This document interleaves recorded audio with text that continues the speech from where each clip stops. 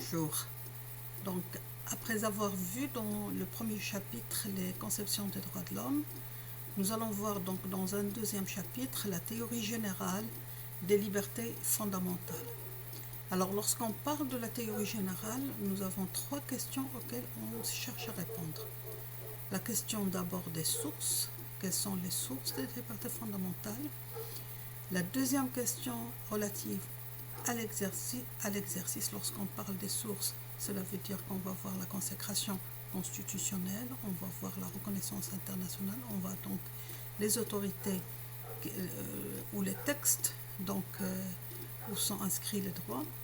La deuxième question à laquelle nous cherchons à répondre, c'est celle de l'exercice des libertés, ce qui revient donc à parler de leur aménagement. Et la troisième question à laquelle on cherche à répondre, c'est la question de la protection, qui est une question très importante en matière des libertés et des droits fondamentaux. Donc nous commençons par les sources. Alors nous avons vu au niveau de l'introduction que lorsqu'on parle des libertés et des droits fondamentaux, cela veut dire qu'ils ont un ancrage constitutionnel, une consécration constitutionnelle et une reconnaissance internationale indispensable. Sinon, on ne parlerait pas de liberté fondamentale. Donc, deux sources importantes, la consécration constitutionnelle et la reconnaissance internationale, puis la place de la loi. Ce sont les trois sources que nous allons voir dans cette section relative. Ce sont les trois sources que nous allons voir. Donc, en ce qui concerne la consécration constitutionnelle ou l'ancrage constitutionnel des libertés fondamentales, lorsqu'on parle de l'ancrage constitutionnel, il faut donc savoir que de nos jours, les libertés fondamentales constituent un point important de tout ordre constitutionnel. On ne peut pas parler d'un ordre constitutionnel s'il n'y a pas cette inscription des droits fondamentaux dans la Constitution. Et cette inscription nécessaire, aujourd'hui, on parle des chartes constitutionnelles. Charte constitutionnelle, ça veut dire la partie qui est réservée au sein de la Constitution aux libertés et droits fondamentaux. De ce fait, une constitution, surtout dans les pays de transition qui ont connu des transitions démocratiques, ils cherchent à donner une place importante aux droits fondamentaux comme moyen de marquer la rupture avec les anciennes pratiques ou les anciens régimes. Donc, l'existence ou l'insertion des droits fondamentaux au sein de la Constitution est aujourd'hui un point nécessaire dans l'ordre constitutionnel moderne. Alors, cet ancrage constitutionnel ou cette charte constitutionnelle, qui est aujourd'hui une partie intégrante de la Constitution, va complètement changer la fonction de la Constitution. La Constitution, d'habitude, elle avait toujours un rôle institutionnel, c'est-à-dire déterminer le pouvoir, déterminer les institutions, les relations entre les pouvoirs. C'était un rôle institutionnel. De nos jours, vu cette insertion indispensable des droits et des libertés, la Constitution a un autre rôle, non seulement institutionnel, mais aussi éthique et humaine. Parce qu'à travers les droits de l'homme, elle va défendre d'abord les droits de l'homme, elle va les protéger, elle va leur donner un ancrage important qui est l'ancrage constitutionnel, et en même temps, elle va montrer les valeurs à travers les droits, elle va montrer les valeurs sur lesquelles, les principes sur lesquels repose le régime. Donc la fonction de la Constitution, vu cette insertion indispensable des droits et des libertés, change ou évolue, ou elle a une autre fonction qui est la fonction éthique, la fonction humaine de la Constitution qui s'ajoute à sa fonction institutionnelle. Ce lien, donc, de nos jours, il existe un lien étroit entre la Constitution ou l'ordre constitutionnel et les droits et les libertés.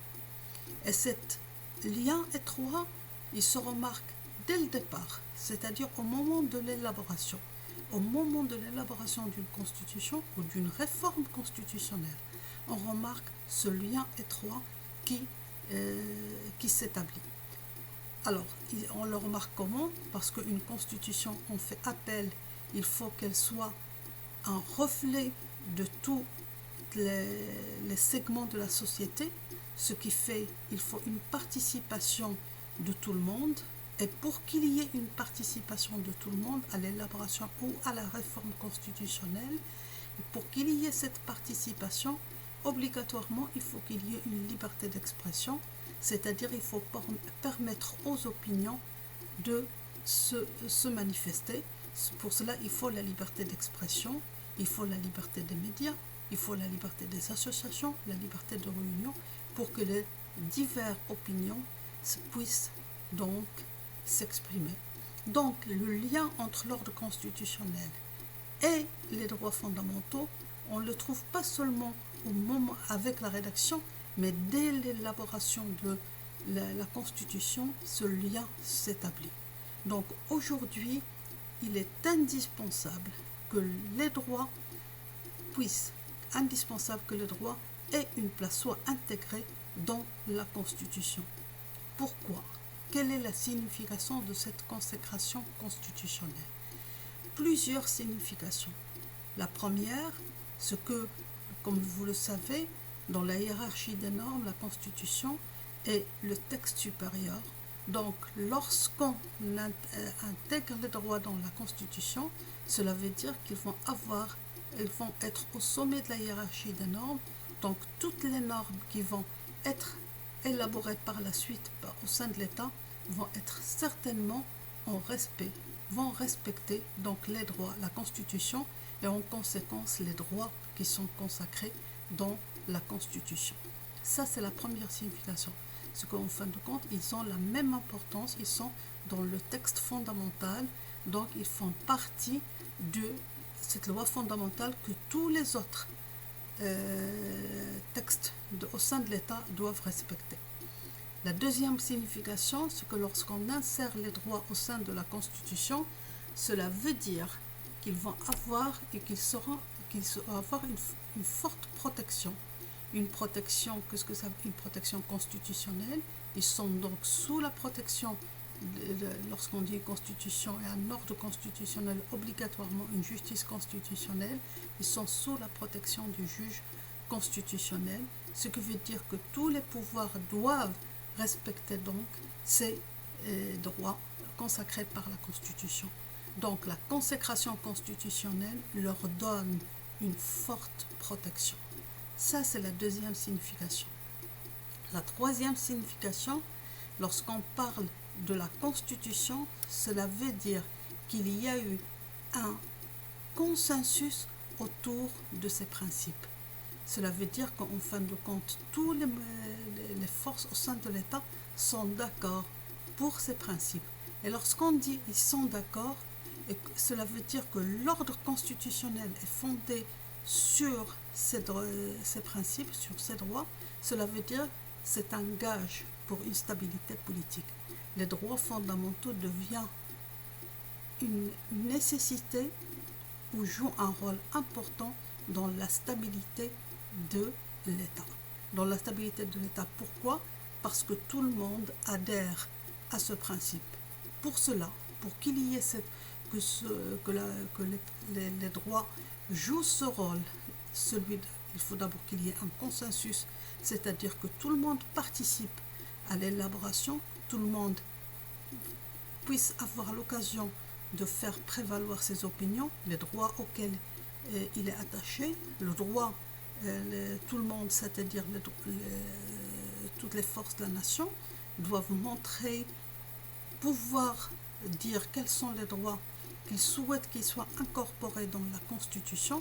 Donc il faut qu'ils fassent savoir leur opinion, leur choix, leur exigence, si je peux dire. Il faut en un mot que le peuple s'approprie la Constitution, c'est-à-dire qu'il ait cette idée que la Constitution reflète réellement les principes, les droits auxquels elle aspire, les principes auxquels il croit. Donc c'est ça le rôle de la Constitution, un consensus de la Constitution et de l'insertion des droits au sein de la Constitution. C'est qu'elle va fonder un consensus qui est un gage pour la stabilité politique. La stabilité politique, pourquoi?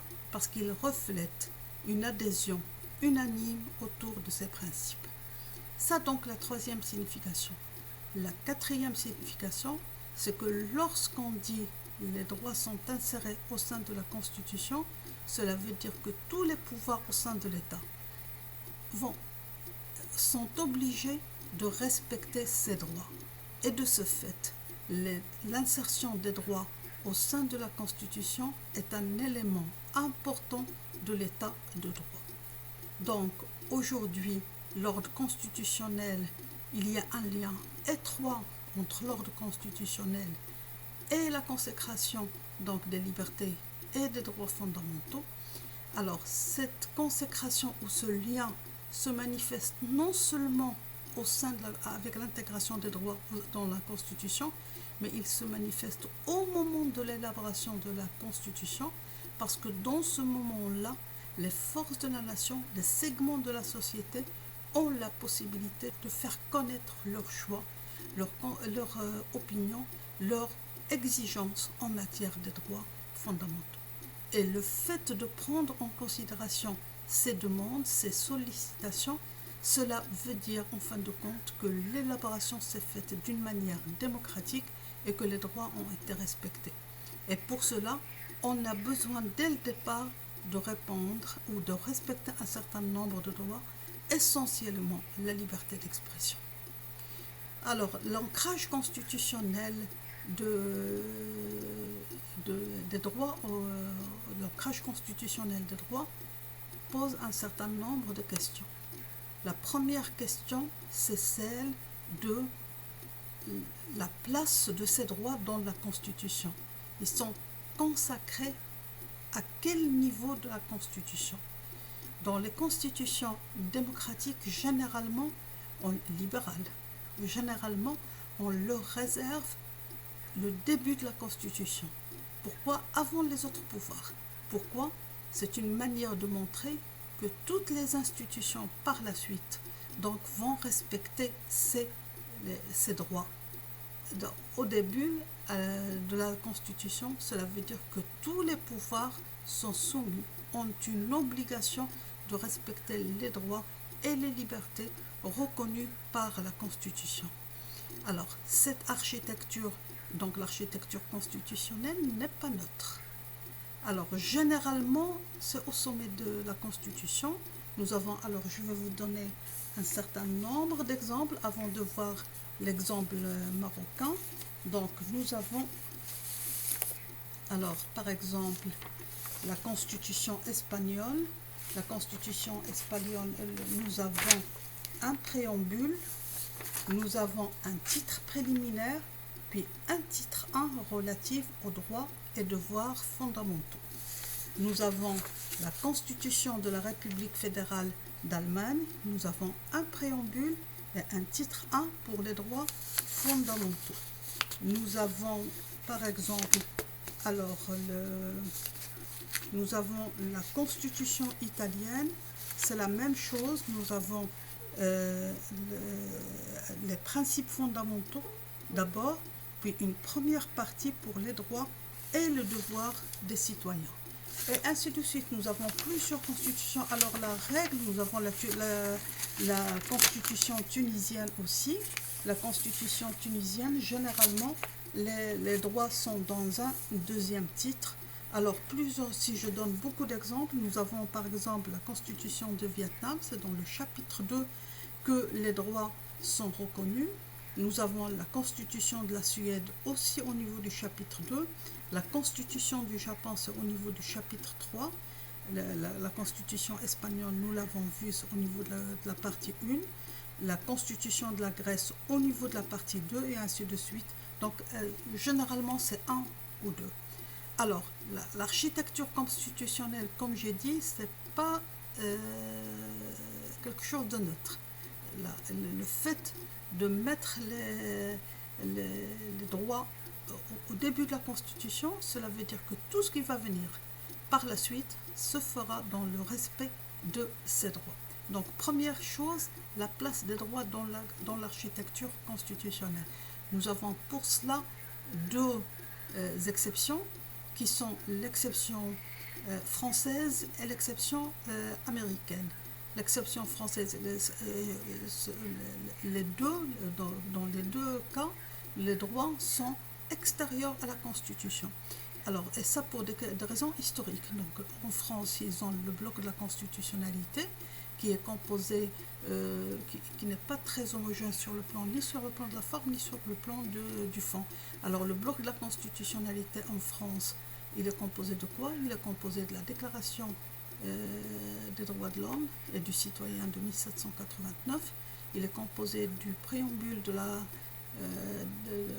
Constitution de 1946. Il est composé des principes fondamentaux de la République et des principes généraux. Alors, deux caractéristiques pour ce bloc de la constitutionnalité, c'est que premièrement, il est extérieur à la Constitution, et deuxièmement, pour ce qui est des principes fondamentaux, ce ne sont pas des principes, c'est-à-dire une liste qui est déterminée d'avance à laquelle on ne touche pas. Non, c'est une liste qui évolue en fonction dans les principes qui sont dégagés par le Conseil constitutionnel français, donc qui changent. C'est pas qu'ils changent, mais les principes de la République, c'est au fur et à mesure de la jurisprudence du Conseil constitutionnel. Alors ça pour la France, et ça vient de l'évolution constitutionnelle française.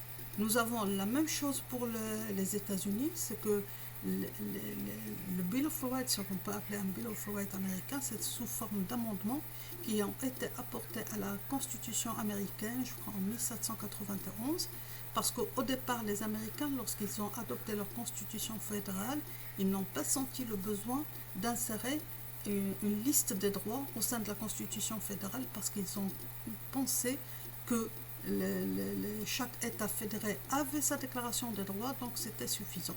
Mais par la suite, ils ont voulu insérer donc les droits au sein de la Constitution fédérale, c'était sous forme d'amendements. Et les amendements, donc au fur et à mesure, les droits, il y a eu un certain nombre d'amendements au départ qui ont été insérés à la Constitution, puis au fur et à mesure de l'évolution, des droits peuvent être, des amendements sous forme d'amendements sont ajoutés à la Constitution. Nous avons ça, ce sont les deux exemples dans lesquels les droits sont extérieurs à la Constitution, sont consacrés d'une manière extérieure à la Constitution. Alors, mais sinon, les droits sont toujours intégrés dans l'ordre constitutionnel. Aujourd'hui, on parle de charte constitutionnelle. Il y a des constitutions qui s'assurent sur le plan appellation. Il y a des chartes, des constitutions qui utilisent le terme charte constitutionnelle. Charte, c'est à distinguer de la charte constitution et charte, non, mais c'est charte des droits ou charte constitutionnelle. Ça veut dire les droits qui sont consacrés par la Constitution. Alors, concernant l'exemple marocain, dans la Constitution de 2011, nous avons un préambule qui est partie intégrante de la Constitution, c'est dit dans la Constitution. Nous avons un titre premier qui a pour titre disposition générale sous forme d'un certain nombre de principes. Puis nous avons le titre 2 qui porte officiellement liberté et droits fondamentaux, un titre qui comprend de l'article 19 à l'article 40. Mais la spécificité de la Constitution marocaine, c'est que plusieurs autres droits existent dans d'autres emplacements de la Constitution. Donc, par exemple, le droit de pétition, on le trouve dans l'article 15, donc dans les dispositions générales. Nous avons la liberté de culte, je crois, c'est l'article 3. L'islam est la religion de l'État, il garantit à tous le libre exercice du culte. C'est dans l'article 3. Puis nous avons donc, comme je l'ai dit, l'article 15 pour le droit de pétition. Puis si je vais l'article, donc d'autres droits sont reconnus lorsqu'il s'agit des droits des justiciables, c'est dans l'organisation du pouvoir judiciaire. Nous avons par exemple l'article 119, la présomption d'innocence.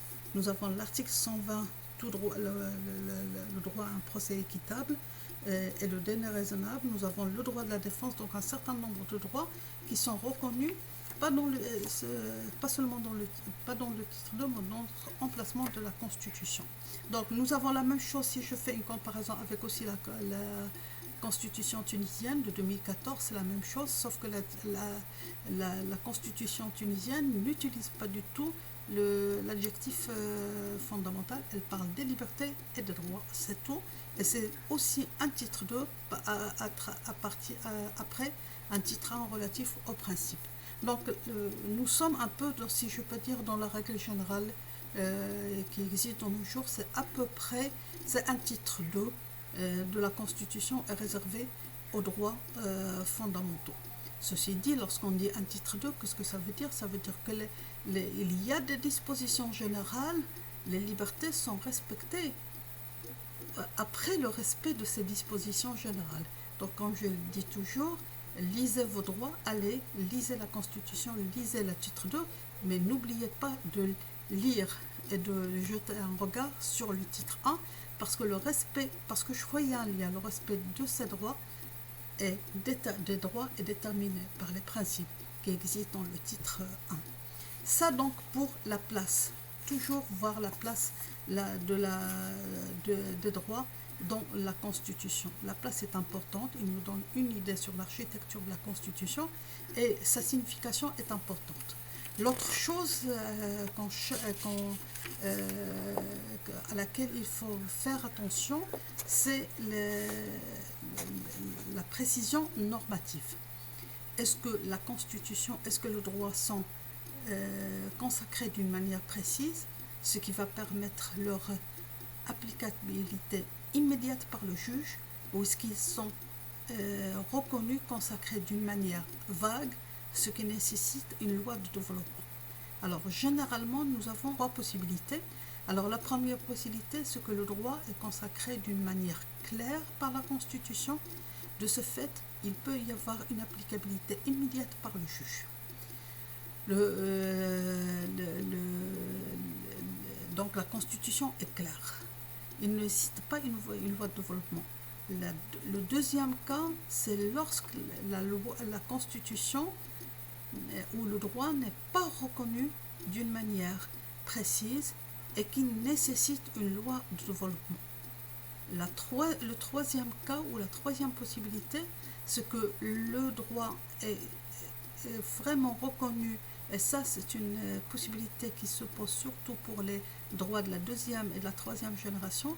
Le droit est reconnu d'une manière tellement vague qu'on se pose la question sur son caractère juridique. Donc ça pour la précision normative des droits reconnus par la Constitution. Trois possibilités, soit le droit est effectif, dans ce cas c'est une application immédiate, soit le droit nécessite une loi de développement, soit le droit est consacré d'une manière, je dirais, vague, qui fait des doutes sur son caractère juridique. La doctrine aujourd'hui est d'accord pour dire qu'ils ont une valeur constitutionnelle malgré ce caractère imprécis de la consécration constitutionnelle. Donc la troisième question concerne la forme de la formulation. Comment on formule ces droits? Alors généralement aujourd'hui, et ça on le remarque surtout dans les pays de transition démocratique, les droits sont consacrés sous forme de liste. Nous avons une liste. Alors, généralement, cette liste, elle comprend ce qu'on a remarqué dans les pays de transition démocratique, c'est que ce sont les droits qui ont été le plus violés dans les moments de régime autoritaire, qui ont une place de choix dans les listes des pays de transition. Donc, aujourd'hui, la formulation se fait sous forme de liste. Alors, la question qui se pose, c'est est-ce que cette liste, c'est une liste fermée, c'est-à-dire qu'on ne peut pas ajouter d'autres droits? Est-ce que c'est une liste ouverte, c'est-à-dire que d'autres droits peuvent être ajoutés? Ou est-ce que le législateur peut ajouter des droits qui ne sont pas reconnus par la Constitution? Alors, concernant cette question, donc la réponse change selon les États. Donc, il y a des États, la Constitution donne la réponse. Donc, si je prends par exemple la Constitution américaine, le 9e amendement, alors qu'est-ce qu'il dit le 9e amendement de la Constitution des États-Unis? Il stipule que l'énumération dans la Constitution de certains droits ne sera pas interprétée comme déniant ou restreignant d'autres droits consacrés par le peuple. Donc la liste, elle est exhaustive. Il peut y avoir d'autres droits. Donc la réponse, il faut la chercher dans la Constitution elle-même. Alors, concernant cette question-là, pour le Maroc, alors il faut aller vers l'article 71. Alors l'article 70, pardon, je crois 71 ou 70. Alors l'article relatif, alors c'est l'article 71. Qu'est-ce qu'il dit? Sont du domaine de la loi. Outre les matières qui lui sont expressément dévolues par d'autres articles de la Constitution, les libertés et droits fondamentaux prévus dans le préambule et dans d'autres articles de la présente Constitution. Est-ce qu'on ne peut pas interpréter cet article comme quoi le législateur n'a pas le droit d'ajouter de nouvelles libertés, ce qui est de son domaine, ce sont les libertés consacrées par la Constitution. Donc la liste, c'est une liste fermée. Mais comme je l'ai dit, par l'interprétation, on peut parfaitement élargir la liste des droits. Alors, donc, puis nous avons alors ça pour la forme de la formulation. Alors, la dernière question, c'est le statut des libertés et des droits reconnus par la Constitution. Alors, généralement, le statut, qu'est-ce que ça veut dire? Est-ce qu'ils ont un statut protégé, renforcé ou non? Alors, généralement, cette question-là du statut des libertés dans la Constitution, c'est les conditions de la réforme constitutionnelle qui nous donnent une idée sur le statut des libertés. Est-ce que la réforme constitutionnelle, la révision de la Constitution, est-ce qu'elle peut toucher les droits? Est-ce que c'est un statut renforcé ou non? C'est la question de la révision de la Constitution c'est la manière de la révision de la Constitution qui nous permet de répondre à cette question. C'est une révision souple. Est-ce que c'est une révision souple? Dans ce cas, le statut des droits n'est pas renforcé. Est-ce que c'est une révision rigide? Ou est-ce que tout simplement les droits sont exclus de la révision? Ce qui est le choix qui a été fait par exemple par la loi fondamentale allemande. Nous avons dans l'article 79 qui prohibe toute modification remettant en cause l'organisation de la fédération, la participation des Länder à la législation nationale et les articles de 1 à 20 qui sont les articles relatifs aux droits. Nous avons la même chose dans la Constitution marocaine de 2011, l'article 175 qui dispose aucune révision ne peut porter sur les dispositions relatives à la religion musulmane, sur la forme monarchique de l'État, sur le choix démocratique de la nation ou sur les acquis en matière de libertés et de droits fondamentaux inscrits dans la présente Constitution. Donc ça, ils sont exclus de toute révision. Reste une question. Ce qu'on a exclu, ce sont les acquis en matière de libertés et de droits fondamentaux. Est-ce que ce terme-là, il concerne seulement le titre 2, c'est-à-dire les droits reconnus par le titre 2, et il ne concerne pas les autres droits reconnus? Nous avons vu qu'au Maroc, nous avons plusieurs droits qui sont reconnus dans d'autres emplacements de la Constitution. Est-ce que le fait de parler des acquis et des libertés de droits fondamentaux concerne seulement les droits du titre 2 ou est-ce qu'il s'applique aussi à tous les autres droits? Mais la protection, le statut des libertés dans la Constitution de 2011 est un statut renforcé. Ils ont cette clause, comme je l'ai dit dans dans l'introduction, je crois, cette clause de l'éternité, comme quoi ces droits sont intouchables, aucune révision, ils sont exclus de toute révision constitutionnelle. Reste donc pour la consécration constitutionnelle ce que La consécration, la constitution reste deux choses qu'il faut préciser. Ce qu'une constitution aujourd'hui doit obligatoirement, en matière de droit, doit obligatoirement répondre à certaines questions. La première, obligatoirement consacrée, parce qu'un pays, nous allons le voir avec la reconnaissance internationale, il s'engage, les pays sont de plus en plus partis à plusieurs conventions internationales. Donc généralement, la Constitution doit reprendre, il doit y avoir donc une reprise constitutionnelle de ces engagements internationaux. Puis l'État doit préciser au sein de la Constitution la relation qui existe entre le droit interne et le droit international. Nous allons voir cette question au moment de la reconnaissance internationale. Donc la Constitution doit préciser la relation droit interne, droit international. Puis l'autre chose maintenant qui devient de plus en plus, à laquelle on prête de plus en plus attention, c'est qu'une constitution doit aussi montrer ou parler des droits ou prendre en considération l'état des droits dans les périodes d'exception. La constitution, il ne faut pas seulement qu'il y ait une constitution, parce que une constitution, elle pense, si je peux dire, pour les périodes normales, mais il ne faut surtout pas qu'elle oublie les périodes d'exception. Une constitution, il doit y avoir, on doit parler des périodes d'exception dans une constitution. Pourquoi? Parce que nous voyons aussi maintenant les conséquences en matière dans l'état d'exception sanitaire, parce que c'est dans les moments d'exception que les droits peuvent être atteints. Donc une constitution, il doit y avoir, à côté d'une constitution pour les périodes normales, une constitution pour les périodes d'exception. Donc, je récapitule pour cette consécration constitutionnelle. La consécration constitutionnelle aujourd'hui de l'ancrage constitutionnel des libertés est indispensable. Et on ne peut pas parler de liberté fondamentale s'il n'y a pas cet ancrage constitutionnel. La conséquence, c'est qu'il y a aujourd'hui un lien très important entre l'ordre constitutionnel et la charte constitutionnelle des droits. La charte constitutionnelle fait partie intégrante de l'ordre constitutionnel. Un ordre constitutionnel, qu'est-ce que ça veut dire? Ça veut dire un consensus, ça veut dire une stabilité politique, ça veut dire une paix politique et sociale. Cela veut dire que les droits vont jouer un rôle très important dans cette stabilité politique et dans cette paix sociale. Donc, alors, la question de la consécration constitutionnelle pose un certain nombre de questions auxquelles il faut répondre, parce qu'ils ont des conséquences sur les droits.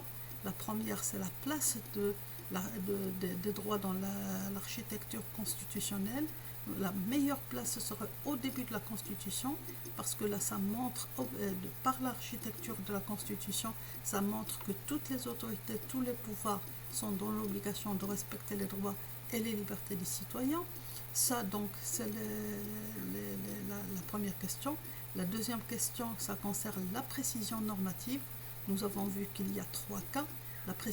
Une précision parfaite, ce qui fait une effectivité immédiate, une précision moyenne, si l'on peut dire, et dans ce cas, c'est la Constitution elle-même qui fait référence à une loi de développement, ce qui nécessite une intervention du législateur, puis une précision très vague des droits sous forme d'une consécration programmatique, c'est-à-dire des programmes beaucoup plus que des droits, ce qui est le cas de la deuxième, troisième, des droits de la deuxième et de la troisième génération. Nous avons vu que la doctrine aujourd'hui, malgré même la jurisprudence aussi constitutionnelle, et malgré donc ce caractère vague, non précis, ils ne remettent pas en cause leur caractère constitutionnel. Donc la troisième question, ça a été la question de la forme de la formulation.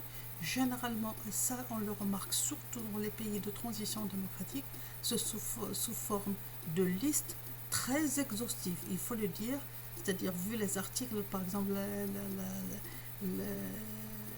la constitution espagnole, c'est à peu près 50 articles, je crois, 50 articles, donc beaucoup d'articles très exhaustifs sur les droits qui sont reconnus. Alors la question qui se pose, est-ce que c'est une liste fermée? Nous avons vu que pour le cas marocain, c'est une liste fermée, ou est-ce que c'est une autre liste ouverte? Généralement, c'est la Constitution elle-même qui donne la réponse. La dernière question, c'est le statut des libertés. Est-ce que c'est un statut renforcé? Généralement renforcé comment? C'est par la révision. Est-ce que la révision est une révision difficile? Donc, est-ce que la Constitution est une Constitution rigide? Est-ce qu'elle est souple? Là, le statut des droits change en fonction de la forme de la révision. Nous avons vu qu'au Maroc, les droits et les libertés fondamentales sont exclus de toute révision constitutionnelle. À côté de cela, il y a des questions auxquelles les constitutions doivent obligatoirement répondre. Une constitution démocratique, il faut d'abord qu'il y ait une reprise des engagements internationaux de l'État en matière de droit au sein de la Constitution. Il faut qu'il y ait une réponse à la question relation droit interne externe. Il faut une prise en considération de périodes d'exception.